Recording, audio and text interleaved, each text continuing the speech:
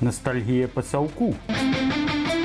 Червоные люди с далекого минулого. Богачи, вы должны слушать простых людей. У Беларусі працягваецца пераможная вакханалія. Лукашенко загадаў адрамантаваць дарогі. Чыноўнікі не паспелі. Ці праігнаравалі? 9 мая все дороги должны быть восстановлены. У Хойніках забіў нафтавы фонтан. Ніхто не напісаў сцэнар фільма пра подзвігі лукашэнкаўскіх сілавікоў. Такого синопсиса нам не поступило ни одного. Ламалі сабе пальцы, каб зарабіць грошы. Пальцы на руках и ногах мне ломал. Дзень Канстытуцыі. Дзень свабоды прэсы. Вітаю вас, сябры. У нас чарговы выпуск навін. Пра некаторыя адметныя падзеі распавядзём ужо зараз. У мінулым выпуску мы ўжо распавядалі пра тое, што першамайскае свята адзначаецца ў 91 краіне свету. Але ў Беларусі, ды хіба яшчэ ў Расіі, яно адзначаецца асабліва, як дзень ностальгіі па Савецкаму Саюзу. Цэлы савецкі першамайскі кірмаш зладзілі ў Вілейце. Якой там толькі халеры не было. Мне вось спадабалася пральная машына. Дакладней не машына, а машыністка. Ну і савецкія лозунгі са словам міру Беларусі яшчэ не забароненыя. Так што расейцы, што прыехалі на першамайскія выходныя ў Беларусь, маглі быць задаволеныя, як у машыну часу патрапілі. Вось тут толькі невядома, што атрымліваў пераможца сацыялістычнае спаборніцтва. Тое, што перад плакатам, ці тое, што за ім. Ну і як жа абысціся было без савецкага прылаўка? Крыху падобны. Але я добра памятаю, што піва ў нашу вясковую краму завозілі добра калі раз на месяц, а згушчонкі там увогуле ніколі не бачылі. У лепшым выпадку яе можна было купіць перад днём перамогі. У 80-х гадах у Савецкім Саюзе сталі адчыняць крамы ветэран, дзе па пасведчаннях можна было набыць такі-сякі дэфіцыт, у тым ліку і згушчонку. Народ іх празваў «Дзякуй Гітлеру». Зараз бы за такое адразу пасадзілі, але ў познім СССР дэмакратыі было ўсё ж болей. Ды не гнаўся народ за ўсёй той лухтой. Усе думалі, як дастаць які імпартны тавар. Менавіта дастаць, а не купіць, бо да грошай патрэбны быў блат. Быў такі ў той час анекдот, што савецкія людзі падзяляюцца на чорных і чырвоных. Чорныя людзі ў чорных гарнітурах на чорных волгах пад'язджалі да крамы з чорнага хода. Адтуль неслі ў чорнае аўто чорную ікру. А чырвоныя людзі па чырвоных датах календара пілі таннае чырвонае віно і пасля з чырвонымі насамі, з чырвонымі сцягамі хадзілі на дэманстрацыю. Такія вось чырвоныя людзі з чырвоным сцягам у чырвоных цішотках і выйшлі сёлета на дэманстрацыю ў Березці. Каждый год в этот день мы, простые люди, выходят на все площади мира. Посмотрите сегодня в интернете, во всех больших городах демонстрации трудящихся будут. Ну а далей па класіцы. Усе павінны быць роўныя, багатых быць не павінна. Каждый день люди говорят: власть, богачи, вы должны слушать простых людей, которые живут на зарплату, у которых нет ничего, кроме этой зарплаты. Их надо слушать. Им надо помогать, их надо уважать. Як казаў некалі Шарыкаў з «Сабачае сэрца», трэба забраць усё і падзяліць. Але это ў савецкі час першамай быў галоўным святам пасля свята бальшавіцкай рэвалюцыі. Свята перамогі па значнасці было на 3-м месцы. Шмат яшчэ жыло ветэранаў сапраўдных, якія памяталі тую вайну. Зараз жа што ў Расіі, што ў Беларусі свята перамогі стала галоўным святам, якое пачынаюць адзначаць задоўга да 9 траўня.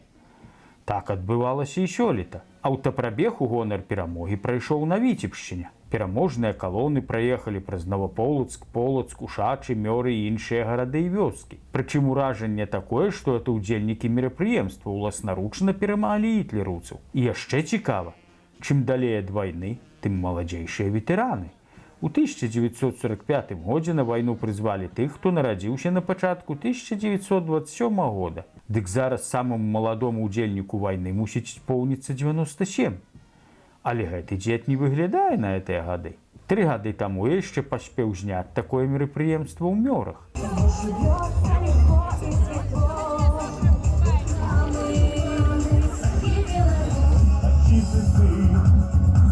солдат, так было 100 веков назад, за друга друг. Зараз падобныя мерапрыемствы працягваюцца, але ўжо паздымаць іх няма магчымасці. Падобна, што святкуюцца ныне ў гонар тых, хто перамог у той вайне, а як знак перамогі Лукашэнкі над грамадствам і над здаровым сэнсам. І калі народ Лукашэнку часова ўдалося перамагчы, то дарогі скарыцца яму не пажадалі. Ці самі дарогі, ці это чыноўнікі праігнаравалі ягоны жестачайшы загад ад 11 сакавіка атага года. У вас март, апрель и к 9 мая все дороги должны быть восстановлены. Такія дарогі зараз на Гомельшчыне, у прыватнасці ў Петрыкаўскім і Хойніцкім раёнах. Відаць, да 9 траўня ніяк не паспеюць зрабіць. Але, як кажуць, нічого страшна. У людзей вон зусім затапіла, тут яно сабе не беда, жыць можна. Прыйдзе лета, падсохне, прыйдзе зіма, падмарозіць. Не лепшыя дарогі ў горадзе нафтаперапрацоўшчыкаў музыры. А можа чакаюць, што некалі ўкраінцы могуць і тут ударыць дронамі ці ракетамі, таму няма чаго спяшацца рамантаваць тыя дарогі. Але як бы там ні было, чыноўнікі ўсё ж пракінулі Лукашэнку, не выканалі ягоны загад. Нядаўна Лукашенко загадаў свайму міністру шукаць у Беларусі залежы нафты. А ў тых жа Хойніках нафта не стала чакаць, калі яе знойдуць, і сама фонтанам выскачыла на паверхню. Што праўда, аказалася, што это не нафта, а розны бруд. Камунальнікі патлумачылі, што это яны прымываюць трубы. Прымываць іх будуць да 7 траўня, так што яшчэ падобныя фонтаны могуць узнікнуць. А пасля яны возьмуцца адмываць вуліцы, хаця, гледзячы на стан некаторых з іх, адмываць іх не прыйдзецца. Не толькі чыноўнікі не выканалі загад Лукашэнкі наконт дарог. У пачатку года Міністэрства культуры аб'явіла конкурс на лепшы сцэнар фільма пра гераізм супрацоўнікаў так званых праваахоўных органаў у ходзе падзей жніўня 2020 года. І як думаеце, колькі сцэнароў даслалі на конкурс? Ніводна. К примеру, про 2020 год.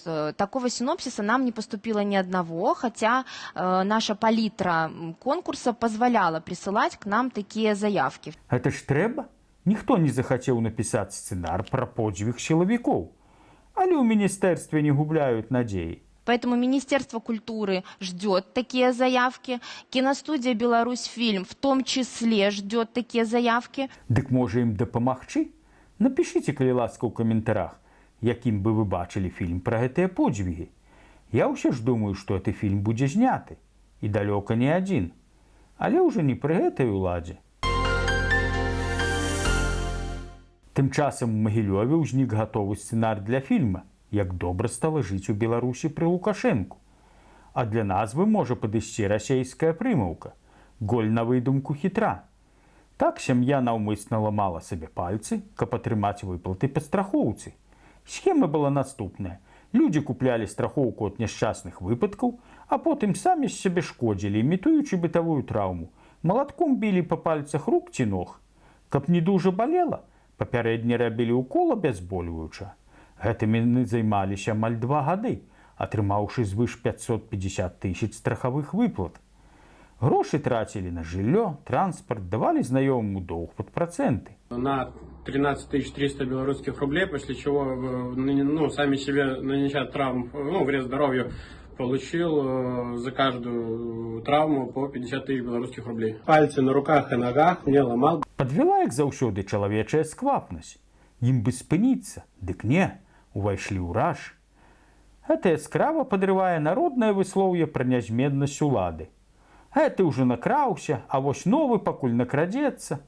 Жыццё паказвае, што нельга накрасціся, бо няма межаў чалавечай сквапнасці.